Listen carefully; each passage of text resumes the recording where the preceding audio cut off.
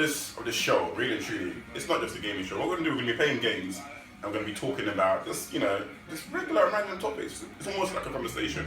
So we're not really gonna talk sports much. It's just gonna be everything and anything. Right now, as for we're playing. We've got alcohol here on deck. In this session, for every goal that anyone scores, the opposite team, the person takes their shot. So that's gonna be drug FIFA rules. Yeah. But let's get the thing going. Let's talk. Let's talk lifestyle first. Living in London right now, what do you think is your biggest concern at the moment? My biggest concern? Yeah. Not being able to afford to buy. Like, you can afford to rent, but if you want to save to buy, there's a lot of sacrifice, a lot of, double shifts, unless you're like in a sales job. And then even then, you still have to work like 9 to 9. You have to do a lot. So it's definitely, that's your one concern. And a lot of people want to buy, on their own, like. But then if you want to get all that deposit saved up, that's the thing. It takes a lot of sacrifice. A lot of my colleagues are saying that they're looking at shared ownership, things like that, because it's so hard to buy by themselves. And that's crazy. The fact before it's like maybe finding a partner and buying with them, but now people maybe not even patient are are looking like for friends and and not even necessarily partners. All right, that's a good shot. And not even necessarily partners to kind of like to buy a house. So it's weird the way things have changed. It's like the need for housing is still there. Yeah. But people become really so desperate that they're looking at friends coming. Now, I'm not an expert when it comes to things like housing and things like that. But I know you're a bit more more versed in this topic. Yeah. In terms of like buying like housing and buying, I looked at shared ownership. A lot of people I've had mixed reviews. So a lot of colleagues have said, right, Turner, you should go for shared ownership. Yeah. Get onto the property market, it looks good, and then after a few years, you can then sell it, your share will increase, and then you have, like, it's easy to buy. Oh man, sure. Take a shot for me. But then, you don't want to start like letting the keeper come out and start dribbling for you, fam. I believe people do need to start looking at different options if you want to buy within London. Yeah. If not, you could probably save up, but you have to think of relocating, which is a bump because, especially a lot of us that live in London and grew up in London, to now have to essentially be priced out. It's a bit of a ball ache, but it's just how life is. And you gotta. Right now, I live. I wouldn't say I live in Africa, but I live within Zone 2. I live in Islington, and for me to buy a house in here, it's ridiculous and unrealistic. Unless my salary pretty much doubles in the next 2 years, I don't think I'll be able to afford a house here. That's a big worry for a lot of people. They can't afford to buy houses in the areas that they live. No. I would love to buy a house in Hackney, in Hackney, and everything. But can I? Would I ever? Let's even talk about that kind of topic of like. Is that the baller? Dab on him. Dab. Oh, hey, come on. 1-0 down, 2-1 up now. You know what I'm talking about. Anyway, back to the topic. It was funny. I was having a discussion with my barber, and he was like, "Oh, you know what? When you do buy a house, don't even think of buying it in London because you don't want to live in the first house you buy." Yeah. But I was like, that's another way of looking at it. So it's like if you get the house and then you buy Manchester or something, and then you have that income, as well as being a homeowner, it looks really good on your application already because it shows that it's good for your credit score and everything. So find a house maybe outside of London, rent it, and then so once you do that, and then eventually maybe your second house, maybe even for your third house, where you now settle down, you want to live with your partner. Isn't that a risk? So buying a house like in Manchester, I live in London, isn't that a risk to that itself in itself? There is. Maybe that's why you probably have to go through like a property, what's this? The name escapes me, but those brokers. Bro, let's talk about like celebrities, athletes, people in a public eye. And we've seen a lot of things with recent events, things like police brutality, things like like inequality, racial abuse, all these type of things. Yeah. Do you think like celebrities and athletes have a responsibility to kind of tackle these problems or even kind of spread awareness? No. maybe if they want to, but then if you're clued up and knowledge about it. A lot of people, just because you're famous, you now have to talk about these things. But what about if they don't know enough about these things to be talking about it? Yeah, it's been happening, especially in sports. It happens a lot in sports where we get, why isn't this athlete speaking? We've seen, and we've kind of almost seen the reason why some athletes don't speak. Look at Colin Kaepernick. Colin Kaepernick has, let's say, in terms of his, his ability and whatnot, he's not the same player he used to be, but he's a very adept and able athlete, very adept quarterback. And we've seen how he's become one of the leading activists. He's a big activist. He's helped. He's not only spoken. He's not only he's only campaigned. He's actually putting his money where his mouth. He's donated a lot of his own money, a lot of his salary, to different causes. And not enough athletes are doing that. But we're seeing the effect of that. Now he pretty much doesn't have a job because he's so vocal, so open. Like a lot of teams are scared to kind of like. But that's more of a case of the actual league that he's in. Everyone knows that the NFL, it's, for lack of a better word, archaic. And until there's a change of guard at the ownership position, which then means a change in the ruling body. There's a commissioner basically. The commissioner is employed pretty much by the owners. I think my issue is with that is where it's like I'll see a celebrity not talk about when a black person's being unlawfully killed, but then when they want to talk about the women's march, which again is a very fair cause, or something like that, it's like then they want to talk. It's like, okay, but when people of your own race, colour or creed are being attacked, you want to keep quiet. So just not to affect your payers. Real talk, they don't want to affect their money. They don't want to affect their money. Do you know what I mean? Which is it's fair. It's fair, I mean, but let's not be. I think, what I see? If you're going to be quiet, just be quiet. Constantly be quiet. Don't say anything. You know what I mean? Don't choose when you want to you want to speak, because that then kind of raises a few flags. You know what I mean? So I know you say this. If you're offended when a celeb does that, just don't endorse their product. We do live in an era where people it's almost people want to be offended. We live in a very adventurous time. People are very free, free spirits and whatnot. And we've seen things like the use of drugs. We've seen now some celebrities somewhat glorify the use of drugs. To the point where you're seeing people like Future talk about how he's in love with Lean, in love with Zannies and whatnot. And it's creating a new culture of of drug users.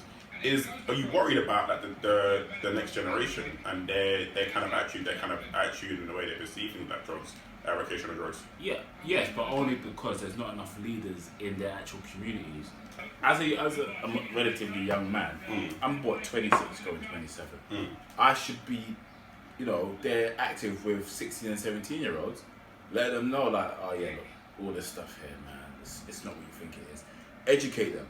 People, we need to take responsibility for the rest of the community, but not enough people are willing or able. I'm not saying willing; they're not able to do that because obviously with work and the struggles of life, you just can't. You can't do that. I'm a big fan of these type of artists like Future, Travis Scott, all these, and they do kind of glamorize that lifestyle. But it's crazy because we're growing, we're growing, We're not adults. We're not grown men. We're young adults, grown adults, and whatnot. So we have that kind of maturity. We have that kind of that ability to take accountability for our actions. But the younger generations probably aren't as mature. Probably don't have that that ability to see how damaging these things are. So they probably are seeing this and just seeing, this is what I want to do. This is the life I want to live, and it's damaging. Do you know what I mean? They don't have the same willpower as we. They don't have the ability to kind of spot dangers because there's no one to encourage them not to. It's so funny. Okay, so my brothers, sloppy, and I don't.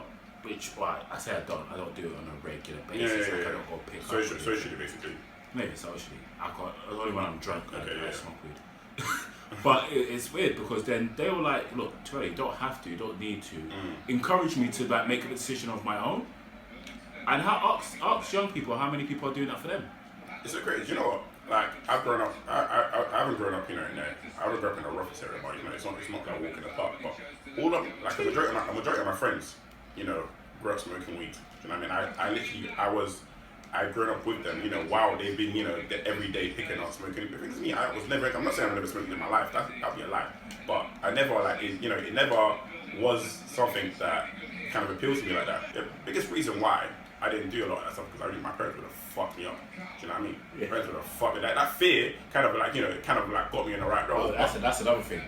Parents are not able to do as much as they want to, and I believe people don't really look into that. But it's like sometimes parents are working 9 to 5, then like 7 to midnight, and it's like what? You don't see your kids. You don't see your kids. I saw someone a tweet the other day saying that you can't blame the youth for this because the youth 2-1 obviously. I should have won by more. Like, no, I should have. I had you had a chance to equalize at the end. Do you know what I mean? But you didn't finish the dinner. You didn't finish the dinner. Do you know what I mean? Obviously, I did the business. Came back. I normally do finish my dinner. Look at that. Some parents are so busy trying to provide for their families that they're working around the clock. Yeah. Non-stop. Do you know what I mean? This time. Okay. Non-stop. So it's like, it's you ask yourself like, are they culpable? Are they, can you blame them that so this family they're not really that able to keep an eye on the kids with them? I understand that. You know what? You can keep the sternest eye on your kids, but you won't know what they're really doing. Yeah, obviously, look, things will always slip through the cracks, but it's a case where there's a damage limitation. It's so cool, though. It's cool. It's cool. Just cheating. Myself cheating, Oh, what's this? A little to the side, yeah. Alright, okay, look at that. Goal. Oh, bro! Hey!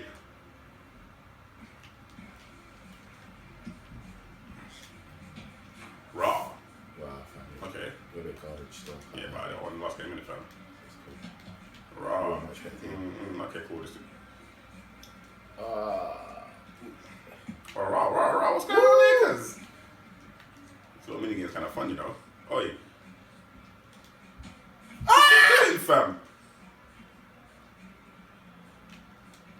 Nah.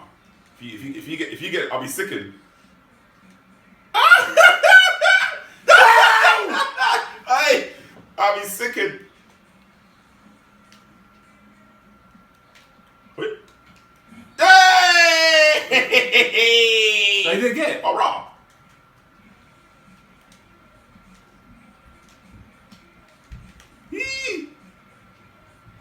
Hey, did I actually... Ah, you missed it. I missed it. Yeah. Oh my god. What is this? Like... Nah, this is stupid. I like it though. No. This is stupid. It's actually stupid. It's actually dope. I can't lie. Ooh. That's What? it. Oh, No. Let me try it. Let's go. First goal wins.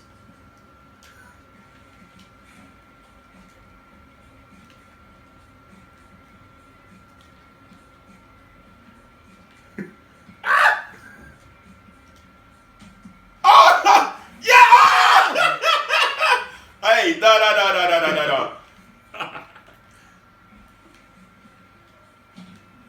Flipping out. Oh shit, he's got it. Yes.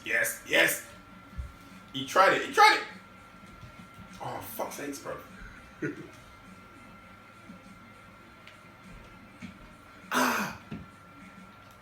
job. Oh.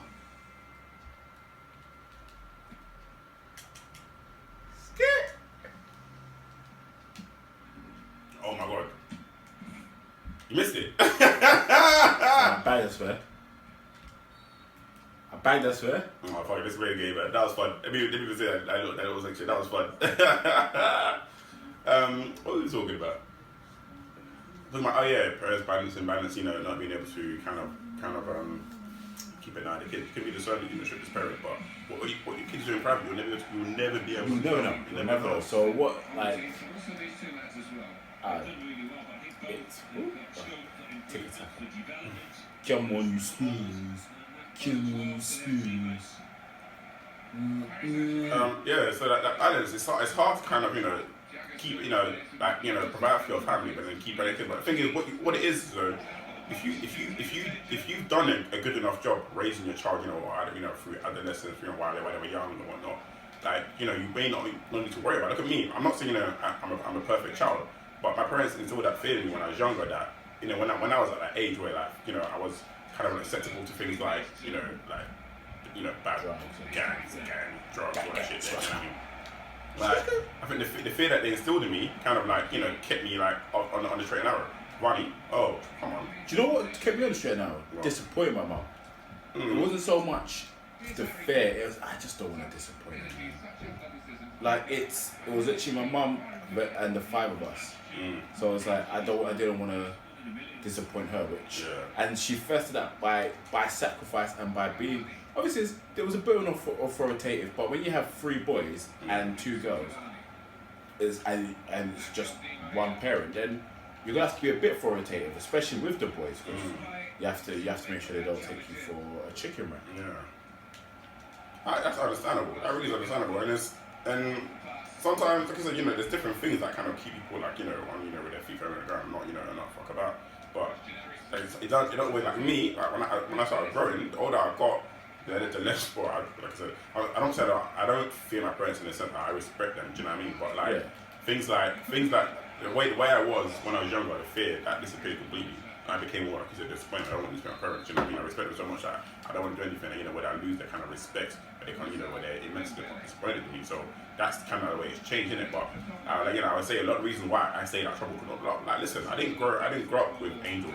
I grew up with with some bad characters, some bad eggs.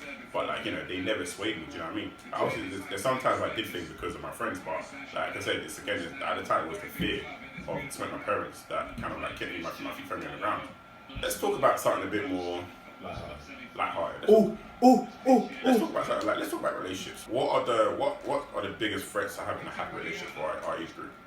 What are the threats? Yeah, the biggest barriers or the threats to a happy relationship. I think lack of communication, because people can't really talk because they feel they have to force this image where my life is this and my life is that, and they don't want it. Some people can't even tell their partners when they're a little bit broke, for fear that their partner's going to look at them. So basically, finances. No, but it's communication. Finances is an issue because people don't want to be open about it. You can't tell your partner, I have a bad credit score, because she'll be like, but then, do you think things like bad credit scores even like they do matter, because especially if I'm not, they definitely matter. But I'm saying, is there something that can come up in conversation that you have with your partner? Okay, my credit score's not the best. It's one of those things where it's like, you need to know the character of your partner, so then you be able to tell them that. Yeah. If you get into a relationship not knowing if you can tell your partner stuff like that, then don't get into a relationship with them. Do you know, there's a lot of people who suffer things like anxiety. They're fearful of the things they do say may intend or ultimately cause the end of the relationship. So I understand why some people won't say won't reveal things like that. You could have a great credit score, but even having to even talk about it could be something you probably like. But I mean, that only really comes up if you're like applying for a mortgage, or car, not car. Yeah, but that's the thing. That's probably when it. Oh gosh, mistake. That's when it would come up. Oh my god. Yeah, when you're the wrong guy you want on that show. It will come up when you're talking about things like buying a house. But do you know what's so funny? With stuff like that, you always set a plan in motion, and then together you work to improve it. But it's like, that's why I say it's not solely about finances, but in that case anyway, that's more about communication. Kane, you absolute phalange. How many of people in our generation even know their credit score? Aware of something like credit score? And how many people know the ins and outs and the myths? Yeah. Like, know to check their addresses and know to make sure. Do you know what I found out the other day? It's not only is your address correct, have they written it correct? Ooh. I was like, do you know what? These are sort of like the traps that kind of people face, especially the young generation, where there's so many things that can impact things like your credit, things like your ability to get a house. People aren't aware. And do you think that we should know that we should be taught these things in school? We should be taught in school. I definitely think it should be taught in university. Yeah. In university, there should be there should. No. Do you know why I don't agree about university? I think because at university, it's independent bodies. It's not. It's higher education. It's the universities are not governed by student bodies, student bodies, local education authorities. Do you know what I mean? Alright, do you know what? We the students should take it upon themselves. Okay. The student bodies, exactly, like your student body president, or your student union president, or your ACS president, ACS. Like, you guys need to do more than just rave. When I was doing, that's what they did. Actually, no, there was one time. I have to take a shot. There was one time they brought this guy in to talk about how to get a first. Nathan Gann, I think his name is, really cool guy. But that's what more things need to be done like that. Not just how to get a good grade, but also getting them ready for life. Yeah. And I think that should fall more on the shoulders of student bodies. Okay. Because if you have more like, okay, you need to make sure in uni, don't do anything stupid. Yeah. If you have an overdraft, make sure you manage it well. Yeah. Don't take out any stupid credit cards. That's you know what? I think things like that. Then that's the case should be taught in college. Because college, it's still colleges are governed by local education authorities. You know what I mean? So that's when people should stay there. Should once uni they came in and told us like uni people, they said, oh, you can get a grant, you can get a loan. I was like, okay, cool. Because I didn't want to go to university. So when I was in college, in sixth form, they told us about how beneficial university could be and how easy it is to get into university. They told us about the loans, the bursaries, but they didn't really explain about things like managing your finances. They didn't talk about how hard it would be to live at university on this. I'm lucky. I got a scholarship, so I literally got given money to go to university. Do you know what I mean? Yeah, I did. But then, because I wasn't financially smart, yeah, exactly. I got about $3,000 because I did well in my Exactly, same here. I got about $3,000 per year because I did well. I got $1.5 grand. Coventry are cheap. I got about two grand. Damn you, Coventry. So basically, if I was a straight as student, I would have got $3,000. But I got about $2,000 because I did well in college.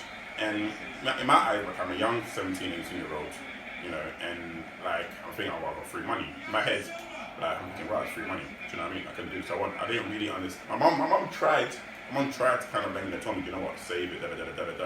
But I was so busy, like, close. I was so busy, seeing $3,000 free money that I didn't really I didn't really manage it well.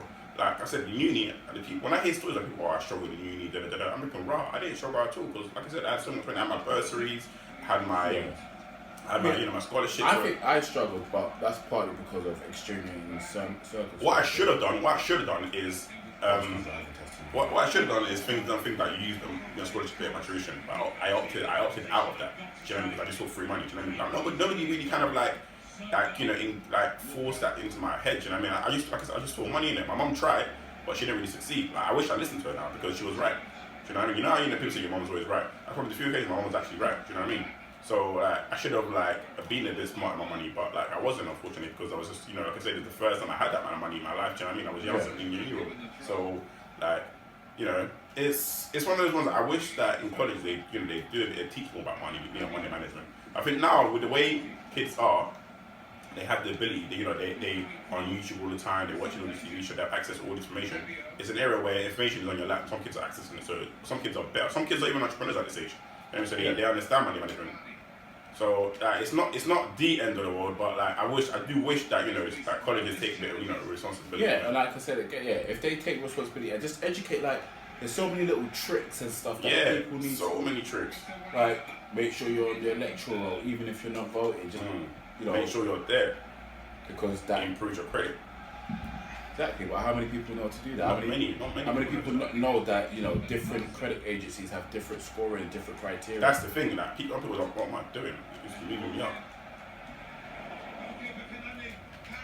We're talking about relationships. So that's that. Finances, it's a big, it's compatibility. Don't get if you have a high sex drive, don't go in relationship with someone that doesn't have it. If you like certain things and you know that you want it, don't bother wasting your time getting with someone thinking, okay, you know what, when they get comfortable they're gonna do it and they're gonna do it just for me. No. If you like to come in a girl's face and get with a girl that likes coming on her face, that. It's so funny. I was listening to a podcast today when I was like, do you know what? I auditioned. Blaze my Tweety. I just put it through. Blaze my Tweety. Oh, it's my PSG dons. We about this shit. We here. We active beat. Bang bang. As you can tell, I don't really play FIFA. So. I don't play FIFA myself. I just bought FIFA a week or two ago. Let me say that one too. You'll see this. You'll see all these goals. All these goals I've been scoring. Yeah. on the little caption in the book. Sexual compatibility is so important, and it's. Do you think men in general are scared to talk about sex openly? No.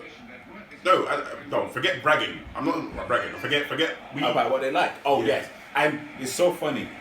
Till they go, imagine like, you tell it for like. I'm trying to use an example. Like a better term, myself, basically. man.